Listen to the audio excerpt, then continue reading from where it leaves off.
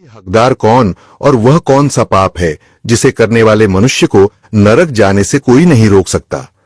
आज एक प्राचीन कथा के माध्यम से हम आपको बताने का प्रयास करें। जप, तप आदि प्रकार के करोड़ों पुण्य के काम करने के बाद भी कुछ मनुष्य नरक में ही क्यों जाते हैं, तथा अत्यधिक घोर पाप करने पर भी कुछ मनुष्य को स्वर्ग की प्राप्ति किस पुण्य के पुण्य है जो मनुष्य के करोड़ों पापों का नाश करता है, और ऐसा वह कौन सा पाप है जो उसके करोड़ों पुण्यों को नष्ट कर डालता है। तो चलिए दोस्तों, बिना देरी किए शुरू करते हैं। देवी लक्ष्मी के साथ शेषनाग की शैया पर विश्राम कर रहे थे। जल की लहरें शांत रूप से बह रही थीं और आकाश में एक दिव्य शांति फैली थी। उपस्थित हुए उनके चेहरे पर चिंता की रेखाएं थीं और भगवान विष्णु ने उन्हें देखते ही कहा, आइए देवर्षि, क्षीर सागर में आपका स्वागत है। आज किस प्रयोजन से पधारे हैं? अवश्य ही कोई महत्वपूर्ण समाचार लेकर आए होंगे आप। नारद जी ने भगवान विष्णु को प्रणाम किया और बोले, हे प्रभु, मैं यमपुरी की यात्रा करके आ रहा हूं। वहां मैंने एक अद्भुत घटना देखी जो मेरी समझ से परे है। मैंने देखा कि कुछ पुण्य स्वर्ग में। यह देखकर मुझे बड़ा आश्चर्य हुआ। कृपया मुझे यह बताइए कि कौन नरक जाता है और कौन स्वर्ग, और यह कैसे तय होता है। भगवान विष्णु ने नारद की बात सुनकर मुस्कुराते हुए कहा, देवर्षि, संसार में कर्मों का फल मनुष्य के आंतरिक उद्देश्य और विवेक पर निर्भर करता है। कई बार जो प्रकट रूप से पुण्य दिखते हैं वे भी पाप हो सकते हैं। इस विषय में एक प्राचीन इतिहास कहा जाता है जो आज मैं आपको सुनाता हूं। इस कथा को सुनकर आपको आपके सभी प्रश्नों के उत्तर मिल जाएंगे। इसीलिए आप इस कथा को ध्यान से पूरा अवश्य सुनिए। जो भी इस कथा का श्रवण करता है उसके कोटि कोटि पाप नष्ट होते हैं और उसे विष्णु लोक की प्राप्ति होती है। देवर्षि कहते हैं, सुनना मेरा सौभाग्य है। मैं इस कथा को ध्यान से पूरा अवश्य सुनूंगा और इसका प्रचार करूंगा। फिर भगवान विष्णु नारद जी को वह कथा सुनाने लगते हैं। यह कथा अत्यंत ज्ञानवर्धक है। इस कथा में मनुष्यों द्वारा किए जाने वाले पाप और पुण्यों का वर्णन किया गया है तथा उसके आधार पर मिलने वाली सजाओं के बारे में बताया है। इसीलिए प्रत्येक मनुष्य को यह कथा ध्यानपूर्वक सुननी चाहिए। आधा अधूरा ज्ञान घातक होता है। इसीलिए दोस्तों, आप इस कथा को पूरा अवश्य सुनिए। तो चलिए आपको सुनाते हैं वह कथा। भगवान विष्णु कहते हैं, हे देवर्षि, पूर्व काल की बात है। मध्य देश के एक नगर में एक ही समय पर 5 मनुष्यों की मृत्यु हो जाती है और वे सभी मृत्यु के पश्चात यमलोक में पहुंच जाते हैं। यमलोक पहुंचने पर वहां का दृश्य देखकर वे सभी भयभीत हो जाते हैं। उनका अंग अंग कांपने लगता है। यमलोक में विशालकाय आकार होते हैं। उनके पास चित्रगुप्त बैठे होते हैं जिनके पास सभी प्राणियों का लेखा जोखा रखा हुआ है। यम के दूत प्राणियों को आगे धकेल रहे होते हैं। कुछ मनुष्य जोर जोर से विलाप कर रहे होते हैं तो कुछ मनुष्य अत्यंत प्रसन्न होकर चल रहे होते हैं। स्वर्ग के द्वार से सुंदर प्रकाश दिखाई पड़ रहा होता है तो वही नरक के द्वार से धधकती हुई अग्नि की ज्वालाएं दिखाई पड़ रही होती है। इस भयानक दृश्य को देखकर और अपने अपने पाप के विषय में चर्चा कर रहे होते हैं। उन 5 में से 4 लोगों ने अपने जीवन में बहुत पाप कर्म किए हुए होते हैं और उन सभी को यह जान पड़ता है कि अब वे चारों ही नरक में ही जाने वाले हैं।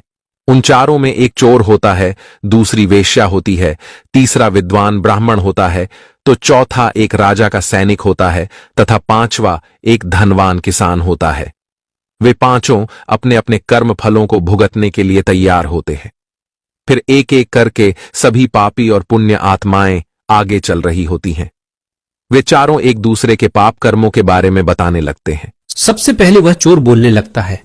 उसकी आवाज कांप रही थी और उसके चेहरे पर गहरा पछतावा था।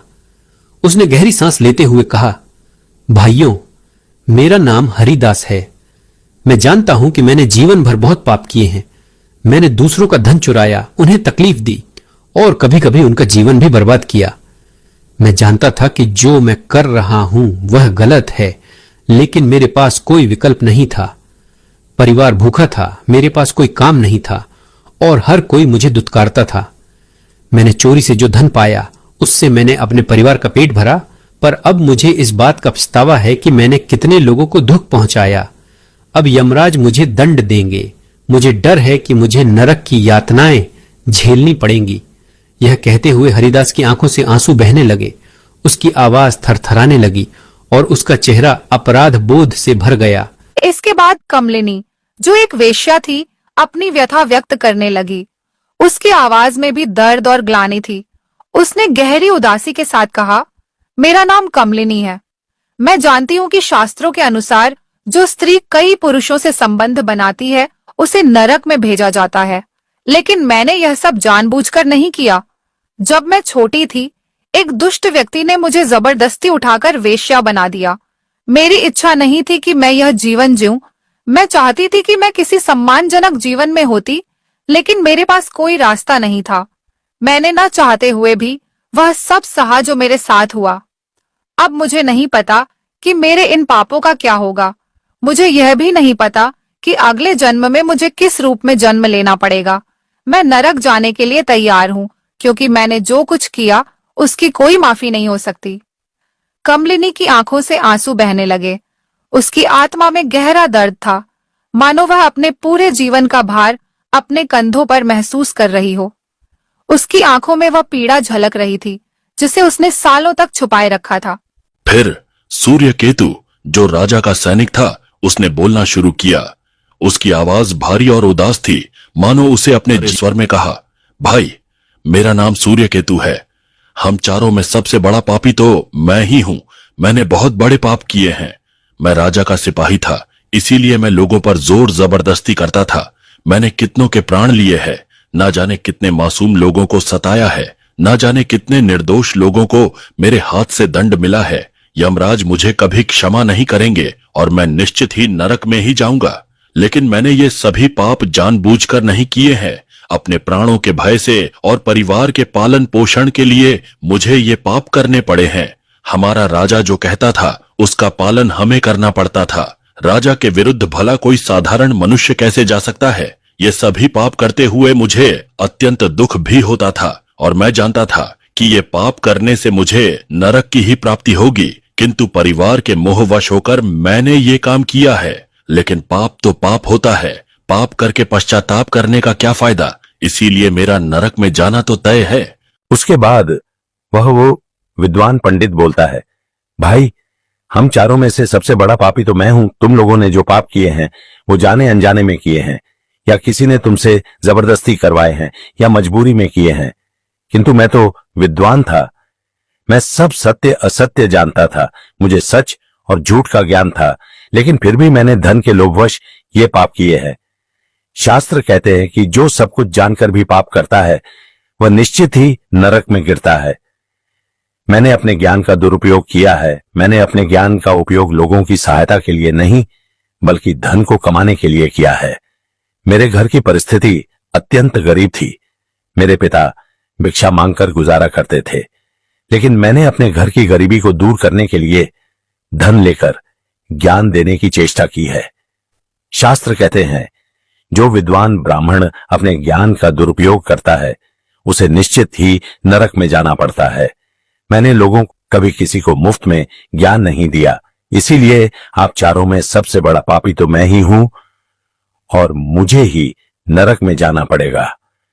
वाचस्पति के चेहरे पर पश्चाताप की गहरी लकीरें साफ दिखाई दे रही थीं। उसकी आंखों में आंसू थे और उसका सिर शर्म से झुका हुआ था। वह अपनी आत्मा के बोझ से टूट चुका था। इन चारों की बात सुनकर महिपाल, जो एक घमंडी किसान था, हंसने लगा। उसके चेहरे पर घमंड और अहंकार साफ दिख रहा था। उसने ताने मारते हुए कहा, तुम चारों तो इतने बड़े पापी हो कि तुम लोगों को नरक में जाना ही पड़ेगा। तुम लोगों ने घोर पाप किए हैं और इसीलिए यमराज तुम लोगों को कभी माफ नहीं करेंगे।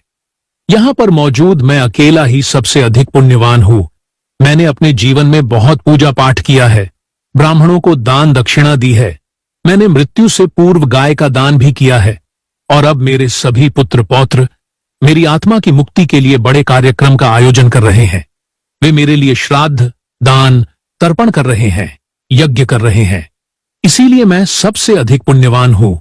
मेरी 3 पत्नियां और 10 पुत्र हैं। इतने लोग मेरी मुक्ति के लिए उपाय कर रहे हैं। और हां, मैंने अपने जीवन में कभी कोई पाप नहीं किया है। श्राद्ध आदि के कार्यों द्वारा मेरे पाप भी नष्ट हो जाएंगे। मैं नित्य देव पूजा करता था, मंदिर जाता था, द्वार पर आए अतिथियों को भोजन कराता था। इसीलिए मुझे पूरा विश्वास है कि यमराज मुझे नरक में नहीं डालेंगे और मुझे मोक्ष की प्राप्ति निश्चित ही होगी। फिर वे पांचों धीरे धीरे आगे बढ़ने लगते हैं और फिर जब उनका समय आता है तो उन पांचों के पाप और पुण्य के कर्मों का मूल्यांकन किया जाता है। सबसे पहले बारी आती है उस चोर की जिसका नाम हरिदास था। हरिदास का हिसाब किया गया। चित्रगुप्त ने उसके कर्मों का लेखा जोखा निकाला और यमराज ने उसका पाप पुण्य का मूल्यांकन किया। कुछ समय तक विचार करने के बाद यमराज ने निर्णय लिया कि हरिदास को स्वर्ग का मार्ग प्राप्त होगा। यह सुनकर हरिदास आश्चर्यचकित हो गया। उसकी आंखों में विश्वास नहीं हो रहा था कि उसे स्वर्ग में स्थान मिलेगा। वह प्रसन्नता से स्वर्ग के द्वार की ओर बढ़ गया। इसके बाद कमलिनी की बारी आई। चित्रगुप्त ने उसके कर्मों का लेखा जोखा निकाला और यमराज ने उसके पाप पुण्य का मूल्यांकन किया और कुछ देर तक विचार करने के बाद उसके पाप पुण्य का मूल्यांकन करके यमराज उसे भी स्वर्ग में जाने के लिए कहते हैं। यह सुनकर कमलिनी की आंखों में आंसू आ गए। उसे यकीन नहीं हो रहा था कि उसकी इतनी बड़ी गलती के बाद भी उसे स्वर्ग में बिना कुछ कहे स्वर्ग के द्वार की ओर चल पड़ी। फिर तीसरी बारी आती है उस सिपाही की जिसका नाम सूर्यकेतु था। चित्रगुप्त ने उसके भी कर्मों का हिसाब किया और यमराज ने उसका पाप पुण्य का मूल्यांकन किया। कुछ देर विचार करने के बाद यमराज ने उसे भी स्वर्ग में भेजने का आदेश दिया।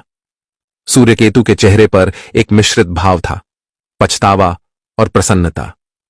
उसने अपने जीवन में किए गए पापों का दुख महसूस किया, परंतु वह भी प्रसन्नता के साथ स्वर्ग की ओर चल पड़ा। फिर चौथी बारी आती है उस विद्वान ब्राह्मण की जिसका नाम वाचस्पति था।